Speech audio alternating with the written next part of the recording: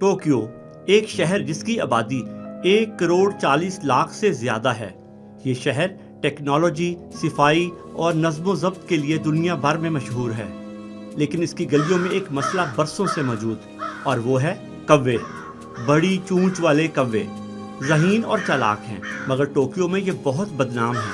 हर कचरा दिन हज़ारों थैले सड़कों पर रखे जाते हैं और कौवों के लिए ये एक खुली दावत होती है। अपनी तेज़ चूंच से ये प्लास्टिक फाड़ते हैं, बाकियात बखेर देते हैं और गंदगी हर तरफ फैल जाती है। ये गंदगी मज़ीद कीड़ों और जानवरों को भी अपनी तरफ खींच लाती है।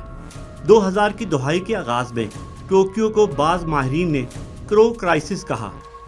कौवों की तादाद तेज़ी से बढ़ गई, खुराक वाफर थी और घोंसला बनाने के मौसम में ये इंसानों पर भी हमलावर हो जाते थे। इस मसले के हल के लिए तैयार किया गया क्रो कंट्रोलर।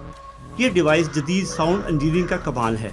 इसमें स्पीकर्स के जरिए कौवों की खतरे की चीख चलाई जाती है।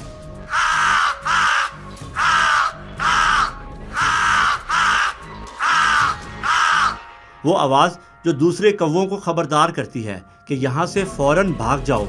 ये आवाज़ सुनते ही कौवे फौरन परवाज कर जाते हैं। टोक्यो के मुख्तलिफ इलाकों में ये सिस्टम कचरा जमा करने की जगहों पर आजमाया गया।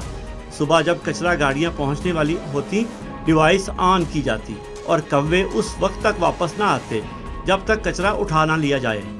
शहरी इंतजामिया के मुताबिक इस निज़ाम से फटे हुए थैलों की तादाद में वाज़े कमी आई और सड़कें ज़्यादा साफ रहने लगीं। क्रो कंट्रोलर कोई मसनूई ज़हानत या कौवों की ज़ुबान का तर्जुमा करने वाला आला नहीं, जैसा कि बाज़ ऑनलाइन कहानियाँ दावा करती हैं। ये हैवानी रवैये के इल्म पर मबनी एक अमली टेक्नोलॉजी है। कौवे समाजी परिंदे हैं और ख़तरे की आवाज़ हर झुंड के लिए एक वाज़े पैगाम है।